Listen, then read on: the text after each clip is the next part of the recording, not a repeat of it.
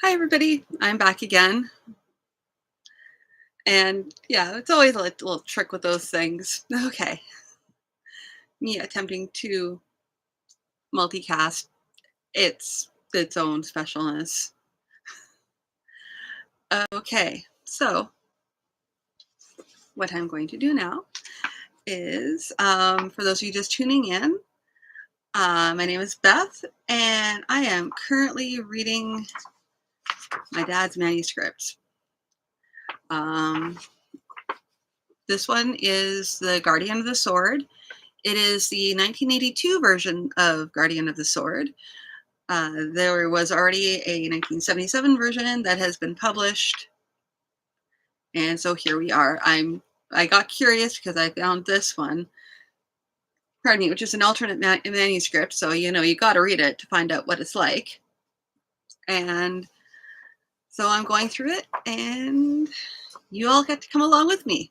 And I'm going to try and decide whether or not I'm going to be publishing it separately or amalgamating the two manuscripts and making a new story altogether, or just having a special edition. So we'll see.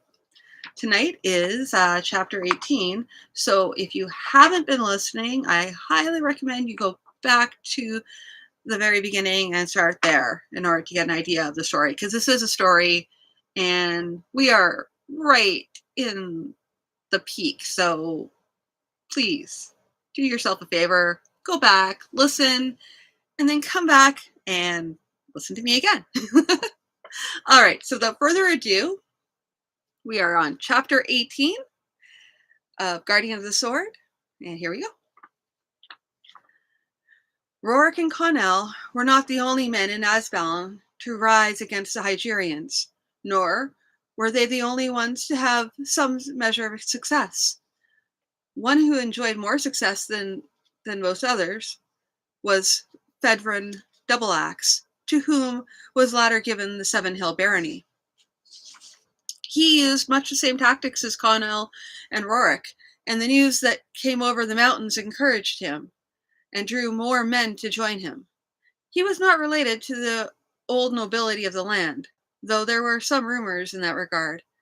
He was, however, not only one of the best among those fighting for the freedom of Asbalon, but was among the best of the new barons. The Hygerian War by Randall of Aventir. Rorik woke briefly in the morning at the village. Helena was there. Quiet, Rorik. You need much rest. They must be told at the pass. Do you think there are fools here? A messenger left for the prince as soon as we brought you to the village. Now rest. He sought to argue, but somehow the words did not come. He drifted into dreams.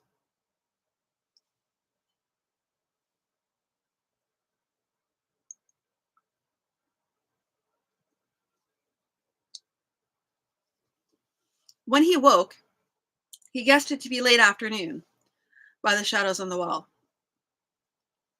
Helena sat in a chair beside him. It seems that you did not come through the pass unscathed. He smiled at her. No, but thanks to the sword, I was able to return, queen of my heart.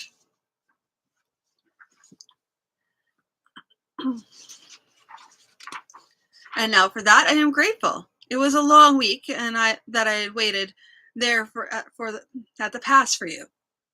A week? 2 days by my counting. Yesterday was the 7th day from the time you stepped through that mirror. Rorik lay still for a time. It was a strange place within that mirror, and time seems to have gone strangely there as well. But if it was indeed a week, then I must go to the pass. You must go nowhere for some days. You have suffered several bad wounds, a score of minor cuts, and some burns, not to speak of a number of bruises. And why do you need to go to the pass? The king will most assuredly be bringing the war host here. Now drink this broth, it will give you some strength. And there is something in it to help you sleep. So firm was her demeanor that Rorik drank the broth before he had had time to decide that he did not want it. He lay back and closed his eyes for a moment before giving her a severe scolding. It was dark when he opened them again. He sat up in startlement and fell back as quickly, with a thunderous aching in his head. He closed his eyes again, and when he opened them again, Helena was leaning over him. A little more cautiously, he sat up again. I seem to have slept the day away. This day and yesterday as well. I have never seen a man so tired. Though you look a little better now. Would you perhaps like to eat a little? Rourke realized that he was indeed rather hungry. She went out and returned shortly with a jug of ale and some bread and meat. She spread the food out before him, and as he began to eat, she asked him, Could you tell me something of what you met beyond the mirror? Rourke recounted his adventure briefly, so briefly that Helena felt it necessary to interrupt several times with questions in order to find out what had really gone on. After he had done, they sat quietly for a while. Then Helena spoke again. It is time for you to rest again. Shall I harp and sing a little for you? Please do. What songs do you know? As you know, we of the hills do share a part of the same heritage as the folk of Asgallon. And we also sing the songs of ancient days of the old island. Including the lay of Tora Lella Morna? Most certainly. She took up a small harp and stroked it, then began to sing. Oh, Tora Lella Morna, nevermore, nevermore. Oh, Tora Lella Morna, nevermore. Great towers, white towers, standing proud and tall, king and queen and lady fair in a white stone hall. The towers fell in ruin as we sadly sailed away, for Terra Lella Morna at the breaking of the day.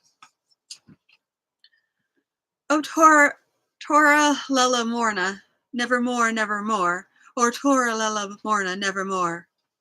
Ah, Tora Lella Morna, with the towers white as snow. Ah, Terra Lella Morna, with the fields as green below.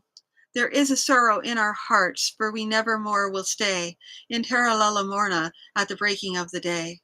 O Terra Lella Morna, nevermore, nevermore. O Terra Lella Morna, nevermore. O Terra Lella Morna, by the sunset painted gold.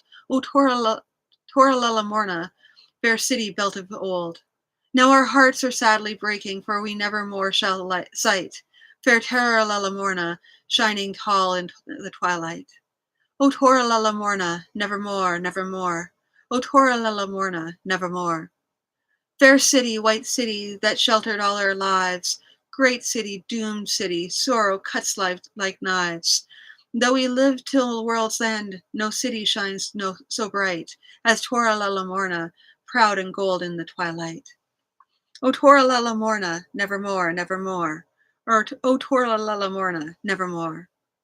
Ships shall bear us safely far across this wild, wide sea. We shall come to land at last, nor care where that may be. For where we go, we shall never bear with us the sight of Tora Lella Morna, dying, burning in the night. O Tora Lella Morna, nevermore, nevermore. O Tora Lella Morna, nevermore. When the last notes died away, Rourke sat silently, staring into the last flickering remnants of the fire. A beautiful song, said Helena, but a song of great sadness. A beautiful song indeed, agreed Rourke, but no less beautiful than she who sings it. And my bold hero, even hacked to pieces, still has a tongue as sharp as the birds from the sky. Now do you go to sleep and become well.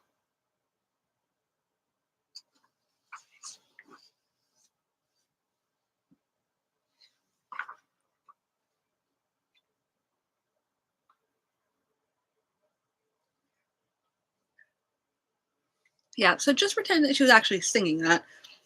I don't know what the tune was for that. I will have to figure that out at a later date.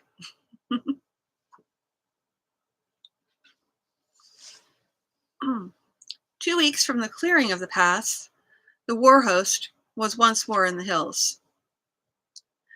200 men remained behind at the pass to prevent the Hygerians from rushing through when they discovered the absence of the war host. As Buran put it later, the two forces sat and snarled at each other across the barricades, but did little else. Connell came to Rorik, his eyes shining, his feet near dancing with the news. Oh, great news! Oh, my brother of the sword! 3 days before we left the pass, a man came over the mountains to us and was brought before me. He had said he'd taken a track over the mountains, and, like you, I thought that we might use it.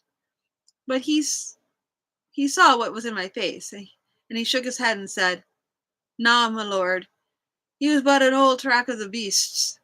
A man, 10 men, might ga through, but the whole host would still be marching when the snows fell." Connell smiled at the memory. But his news. There was a sheep-herding man named Fedron in the foothills to the north, who owns his own freehold, and grew tired of the continual grasping demands of the Dark Ones, who would ever take the best of his flock with no return. So he raised his own force and began to fight. Shortly after we had taken Verdun, he had fielded his own force of mounted archers. He now leads 300 cavalry and 700 infantry, and men continue to join him. He has cleared the Hygerians from all the land of the Seven Hills, and has made the northern bank of the Relin River a disputed territory. His message to me was to declare his loyalty to my line and inform us when we cross the mountains that we will increase our forces greatly. Good news indeed. When do we march? When you are well enough. But for now, I want to hear the tales of your doings in the past. It is in my mind that story would be good hearing. Okay. So, not as long as last night, a lot shorter. Yeah. I think I have to do a little bit of. I'm learning things. I'm learning things about the setup. I'm learning about the little green dots. Those are important. Always check your sound. That'll be one thing when I actually go on to do the other ones where I'm doing the full editing and stuff. Those are going to be longer because I'm going to be marking up things. I'm going to be saying just a minute here, a little bit. They'll be a little more conversational. This is more of a straight read through. That's because the other ones that I'm going to be doing are going to be, I'll tell you if I'm not, like for example, these ones I'm not marking up because I still have to scan them in and then print them off and then do that. They have a whole lot of there's extra steps involved with these ones because they have to go through a lot of processing rather than ones that are already in the computer and I just have to edit them. Yeah, so needless to say, I'll be doing some more sound testing before I start those ones. So you might see a little flicker or a blip as I test to see whether the sound is working, that sort of thing. And then there we go. Yeah. So having said that, I will talk to everybody on Monday. You guys all have a great weekend, and we'll see you soon.